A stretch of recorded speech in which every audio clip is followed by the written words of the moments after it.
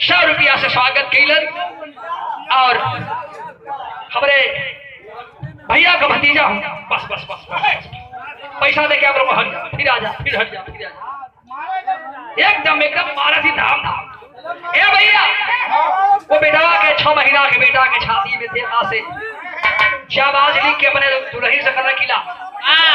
अब आज से हमारा तुहार रास्ता दूसर, ये बेटा के लेके निकल जा, अंग्रेज पीछे पड़ल हुवन, ऊपर वाले की मर्जी होई तब भविष्य में मुलाकात होई कि ना होई कर कोनो गारंटी ना।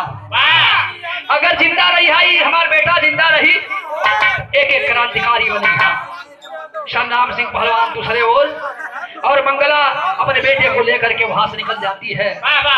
गाजियाबाद शहर में पहुंचली ना भैया हो, एक थे दुर्गा माई का मंदिर दिखाई देले बा, वही मंदिर में जाए के मंदिर में बरामदा में बच्चे के सुताए के और अपने मंदिर में प्रवेश कर गई है।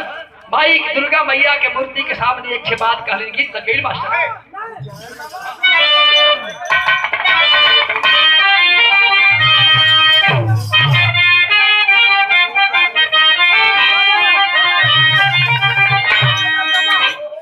धर्मेंद्र भैया हाला मत करा, वीर इस गांव में खून जा रहा है।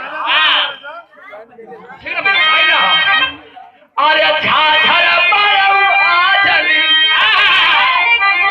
हवाई हाय बाबा हो अलग है सूरज बाकर खाब हो। लेकिन मंगला वही मंदिर में जाए के दुर्गा माई के सामने कहलिन का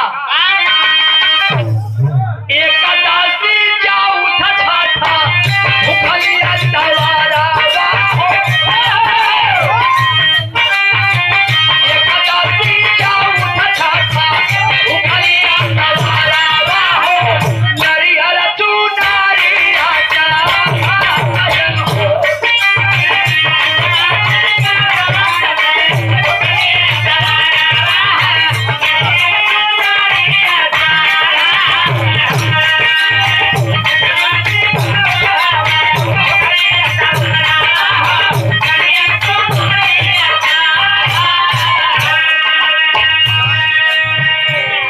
यादव फिर पुनः भैया की ओर से 50 रुपया।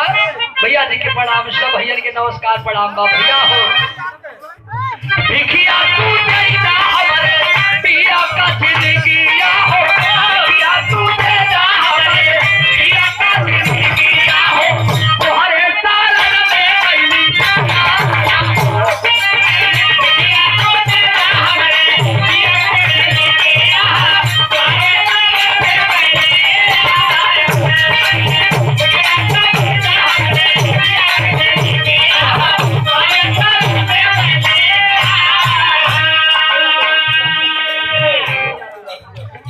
पूरा से हमारे भैया राधे यादव आपकी ओर से 50 रुपया का आशीर्वाद भैया जी के प्रणाम। तब तक वो मंदिर में आया कौन?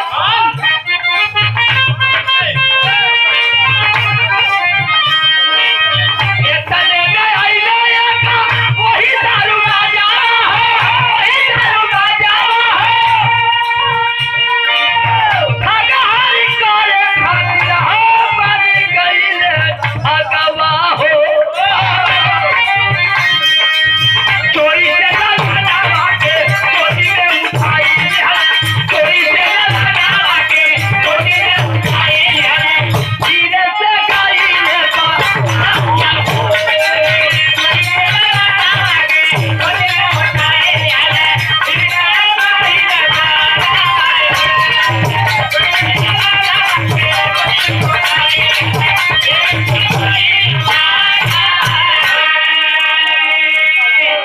भोजापुर से हमारे संजय भैया का जीजा जी, हमारे जीजा जी का नाम की संजय भैया कहा वो भागत का है कौन आवा, वो भागत का है कि भाई खड़ा ना जीजा कि भाई खड़ा।